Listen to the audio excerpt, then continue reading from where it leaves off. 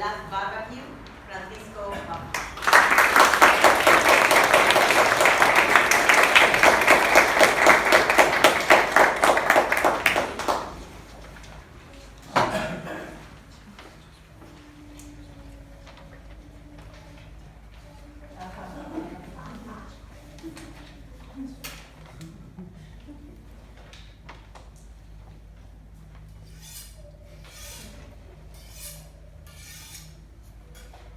In the south of Brazil, where I grew up, this is the sound of happiness. This is the sound of friends and family about to enjoy a meal together. As the Argentinians in the room will know, in cowboy country, we don't go to church on Sundays. We barbecue. All of which makes me feel like a traitor, because to the horror of my people, and to my great surprise, I'm turning vegetarian. And I felt I had to do it for the environment. Until recently, I ignored global warming, like many other scary things that don't affect my life much, like US politics, cybersecurity, Tinder. But all of that changed when I understood what's going to happen in 2033. 13 years from now, the temperatures will have risen by about 2 degrees. The polar caps will be almost completely gone. And, most concerning of all, my 2 daughters will be teenagers. This is no laughing matter. Teenagers can be such a pain in the ass, even when their lives are great. Can you imagine how much worse they will be if they can blame us for ruining the planet?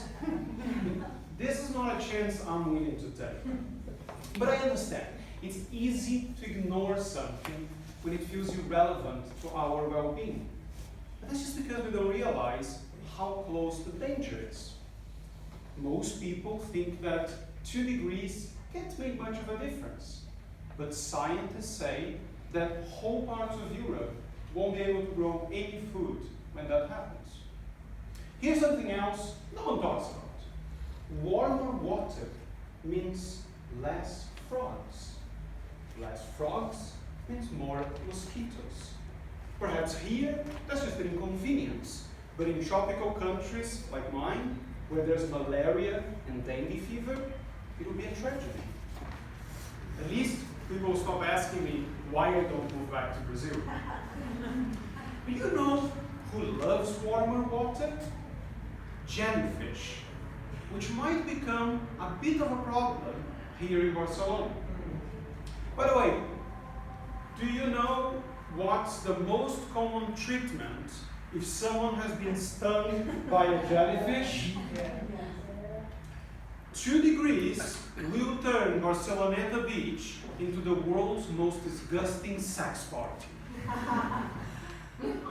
On the bright side, if it does get warmer across Europe, maybe the English and the German will finally leave Spain. But all of that is still in the future. But things have already started getting worse, haven't they? Did anyone enjoy the torrential rain and hurricane winds a few weeks ago? Those will only get more common. And let's be fair, we had it easy. Whole parts of Spain were flooded and people died. My cousin Marcella got married in early December in a beautiful seaside town in Australia. A month later, it had burned to the ground. It rained so much in my hometown, Porto Alegre, that my mom's roof almost came down. Maybe next time, she won't so lucky. And here's something else that I think we all should worry about. The Syrian refugee crisis was a big factor in Brexit and the return of the far right all around Europe. Now imagine how much worse that would be when large parts of the world are running for their lives. I don't think these are chances we should be willing to take. So after a long, uncomfortable, and at times terrifying research, I realized our choices need to be better. B-E-T-T-E-R. Those 6 letters are enough to cause a world of change. The B stands for beef. By far the most damaging food to our environment. You don't need to stop eating it altogether. You can buy organic or just eat less, which is why I've now become a vegetarian before Friday. The first E is for energy. Go easy on the aircon, use your washing machine in the lowest temperature, and if you live somewhere where there's sustainable energy companies, switch to those. We're lucky enough in Barcelona to have 2 of them, while losing some.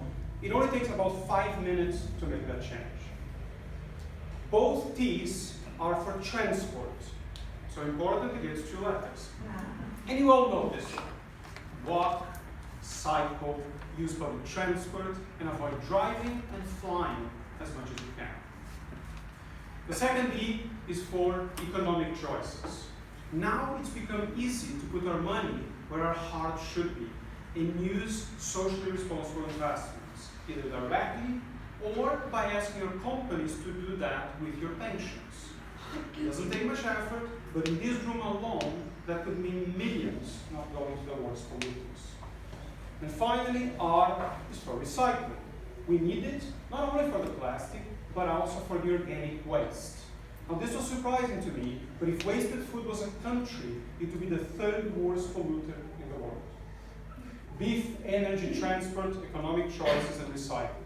It's not all we can do, but these are choices we have no excuse not to do.